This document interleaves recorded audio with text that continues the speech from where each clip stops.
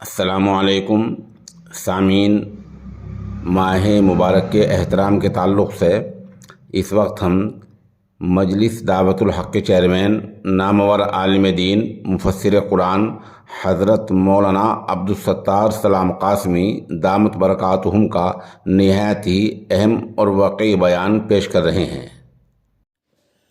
الحمد للہ نحمده ونستعینه ونستغفره ونؤمن به ونتوکل علیہ ونعوذ باللہ من شرور انفسنا ومن سیئات اعمالنا من يهده الله فلا مضل له ومن يضلله فلا هادي له ونشهد أن لا إله إلا الله وحده لا شريك له ونشهد أن سيدنا ومولانا وحبيبنا وخليلنا ونبينا ورسولنا وشفيعنا وسندنا وشاهدنا ووسيلتنا محمدا عبده ورسوله وصلى الله تبارك وتعالى عليه وعلى آله وأصحابه وأزواجه وذرياته ومن تبعهم بإحسان إلى يوم الدين. أما بعد فأعوذ بالله من الشيطان الرجيم. بسم الله الرحمن الرحيم. يا أيها الذين آمنوا كتب عليكم الصيام كما كتب على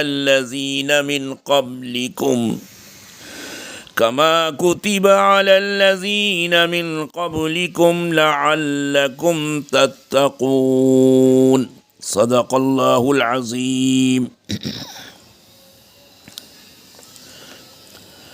معزز حضرات، بزرگ اور دوستو، رمضان المبارک ہم سب کے سروں پر سایہ فگن ہے۔ وہ رمضان کا مہینہ جس کے استقبال کے لیے نبی اکرم صلی اللہ علیہ وسلم دو مہینے پہلے سے دعائیں مانگتے تھے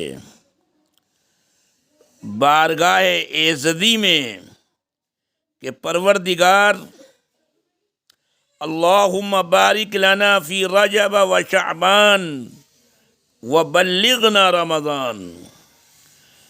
رجب کا چاند دیکھتا تو آپ خدا کے حضور میں یہ دعائیں مانگتے کہ پروردگار اس رجب کے اور آنے والے شعبان کے مہینے میں برکت دے اور ہماری عمر میں اتنا اضافہ فرما، ہمیں یہ توفیق عطا فرما کہ ہم رمضان المبارک کو دیکھیں، رمضان المبارک ہماری زندگیوں میں آئے۔ تو آپ ایک دن یا 2 دن یا 10-5 دن پہلے سے اس کے استقبال کی تیاری نہیں کرتے تھے، بلکہ 2 مہینے پہلے سے آپ اس کی تیاری میں لگ جاتے تھے اور دعائیں مانگتے تھے۔ سلف صالحین کے بارے میں تو یہ آتا ہے کہ وہ 6 ماہ پہلے سے اللہ کے حضور میں دعائیں مانگتے کہ پروردگار ہماری عمر میں اتنا اضافہ فرما کہ ہم رمضان کو دیکھ سکیں، اس میں طاعات و عبادات کی ہمیں توفیق حاصل ہو۔ اور جب رمضان کا مہینہ گزر جاتا تو پھر 6 مہینے استغفار میں لگ جاتے کہ جو کچھ ہم سے رمضان میں کوتاہیاں ہوئیں، قصور ہوئے، فروگزاشت ہوئیں، رمضان کے مہینے میں بھی ہم سے قصور ہوئے، گناہ ہوئے، معاصی ہوئے، صغیرہ ہوں یا کبیرہ ہوں، الہی ان کو معاف فرما۔ رمضان کا جو مقام و مرتبہ تھا، جو اس کا حق تھا، وہ ہم سے حق ادا نہیں ہوا، اس میں ہم سے کوتاہی ہوئی، اس کوتاہی کو درگزر فرما۔ یہ سلف صالحین کا یہ معمول تھا۔ اللہ کے نبی صلی اللہ علیہ وسلم نے ایک ایسے ہی موقع پر کہ کل کو رمضان آ رہا ہے، رمضان کا چاند آج دیکھنے والا ہے اور صبح کو روزہ رکھا جانا ہے، آپ نے ایک موقع پر فرمایا تھا صحابہ کرام رضوان اللہ تعالی علیہم اجمعین کی موجودگی میں کہ جاءکم شہر رمضان، شہر رمضان شہر مبارک کتب اللہ علیکم صیامہ۔ رمضان کا مہینہ آ گیا، وہ رمضان کا مہینہ جو سراپا برکت والا ہے، سراپا برکتوں کا مہینہ ہے۔ اللہ نے اس مہینے میں روزے فرض کیے ہیں اور رات کی عبادت کو اللہ تبارک و تعالی نے اس میں سنت قرار دیا ہے۔ رمضان کا مہینہ عبادات و طاعت کا مہینہ ہے، نیکیوں کی فراوانی ہوتی ہے، اس میں از خود طبیعتیں مائل ہوتی ہیں، طبیعتوں میں میلان ہوتا ہے نیکیاں کرنے کے لیے، طاعت کرنے کے لیے۔ اللہ کی طرف سے خصوصی انتظامات کیے جاتے ہیں کہ میرے بندے اس میں روزہ رکھیں تو عبادات میں لگیں، گناہوں سے بچیں۔ چنانچہ ایک انتظام تو تکوینی طور پر باری تعالیٰ کی طرف سے یہ ہوتا ہے، جیسا کہ نبی اکرم صلی اللہ علیہ وسلم نے فرمایا کہ اذا کان اول لیلۃ من شہر رمضان، کہ رمضان کی جو پہلی رات جو اب آ رہی ہے، جب آتی ہے پہلی رات، تو رات شروع ہوتے ہی صفدت الشیاطین ومردت الجن، تو شیطان اور جو بڑے بڑے جنات ہیں، سرکردہ، سرگرو، سرخیل، ان کو پا بزنجیر کر دیا جاتا ہے، ان کی ہتھگڑیاں لگا دی جاتی ہیں، پا بزنجیر کر دیا جاتا ہے۔ صفدت الشیاطین ومردت الجن وغلقت ابواب النار فلم یفتح منها باب، جہنم کے دروازے بند کر دیے جاتے ہیں، کوئی دروازہ نہیں کھلتا۔ وفتحت ابواب الجنت فلم یغلق منها باب، اور جنت کے دروازے کھول دیے جاتے ہیں، کوئی دروازہ اس میں کا بند نہیں ہوتا۔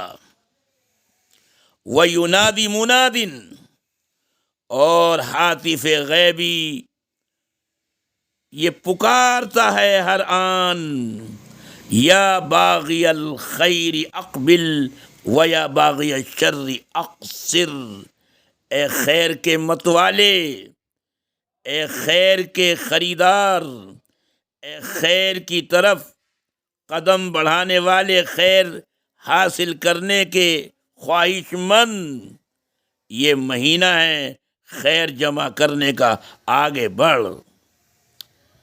وَيَا باغی الشر، اور اے شر کے چاہنے والے، شر کی کھوج میں رہنے والے، ہر دم ہر گھڑی شر، گندگی، گناہ میں قدم رکھنے والے، اقصر، اس مبارک مہینے میں تو اپنے قدم پیچھے کر لے، اپنے قدم کھینچ لے، باز آ جا، رک جا۔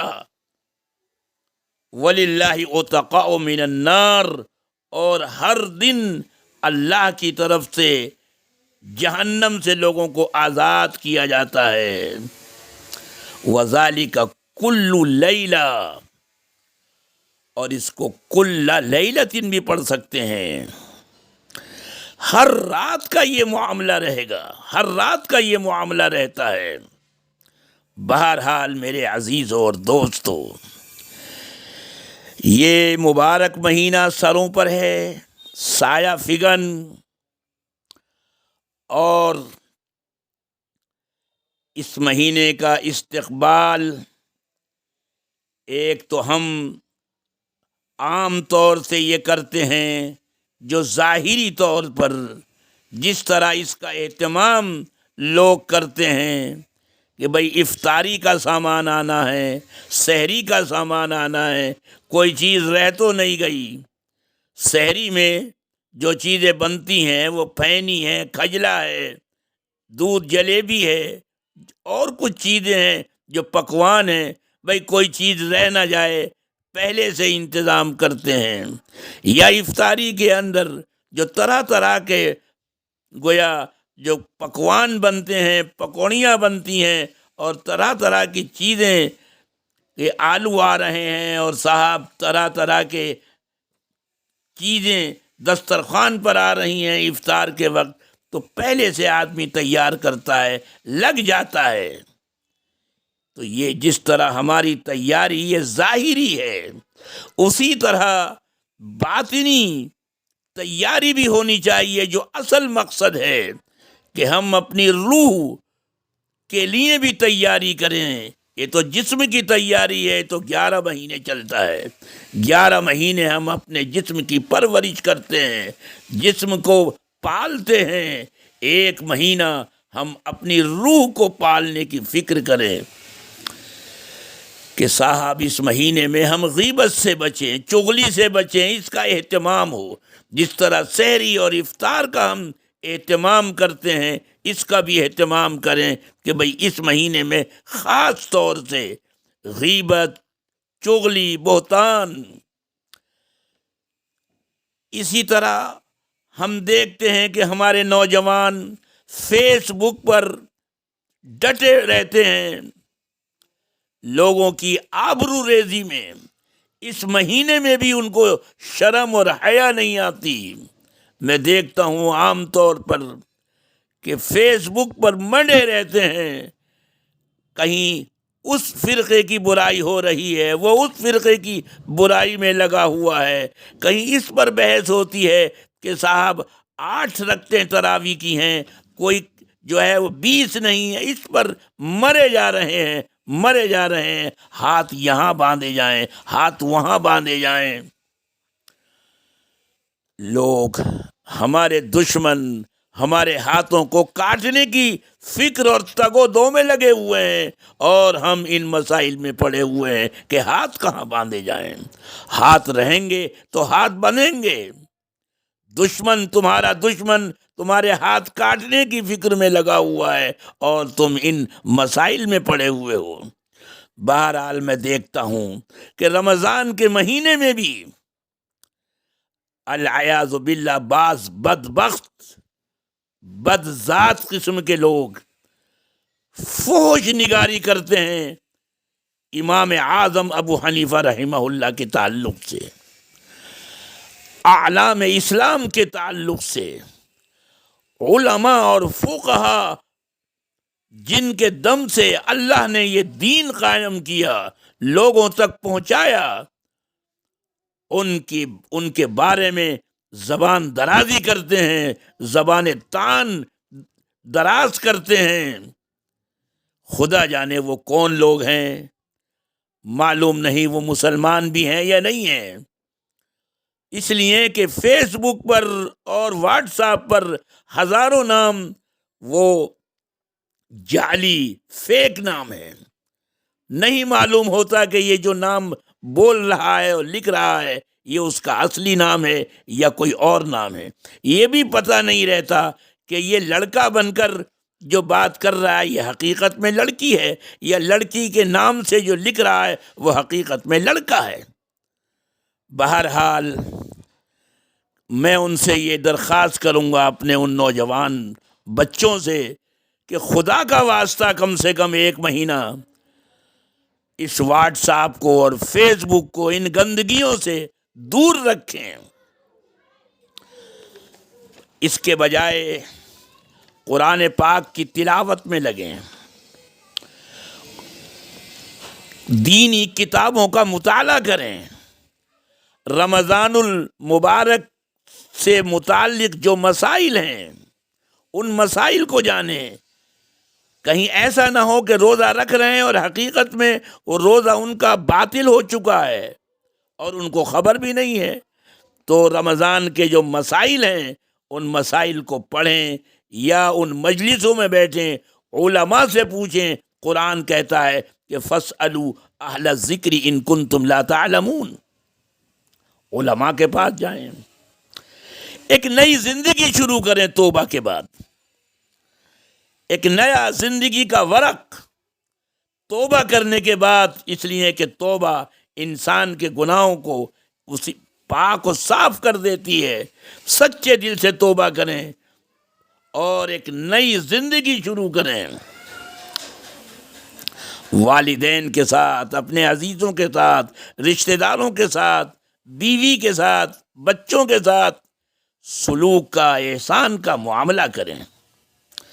صرف اتنا ہی نہیں بلکہ جس سوسائٹی میں، جس معاشرے میں وہ رہتے ہیں ان کے ساتھ بھی حسن سلوک کا معاملہ کریں، تاکہ دنیا ان کو ایک اچھے انسان، ایک نفع بخش انسان کے طور پر دیکھے کہ صاحب مسلمان ایسا ہوتا ہے. اللہ کے نبی صلی اللہ علیہ وسلم نے تو یہ فرمایا کہ افضل الناس انفعهم للناس، سب سے بہتر انسان وہ ہے جو لوگوں کے لیے سب سے زیادہ نفع بخش ہے. بہرحال رمضان شروع ہو رہا ہے، یہ رات اب آ رہی ہے اور رمضان شروع ہو رہا ہے. اللہ تعالی ہمیں اس مبارک مہینے میں اس کی قدردانی کی توفیق عطا فرمائے اور ہم اس کو اس طرح گزاریں جس طرح ہمارے نبی صلی اللہ علیہ وسلم نے گزارا اور بتایا، اور آپ کے صحابہ اور سلف صالحین نے گزارا اور اس کا استقبال کیا. اس طرح ہم استقبال کریں. وآخر دعوانا ان الحمد للہ رب العالمین.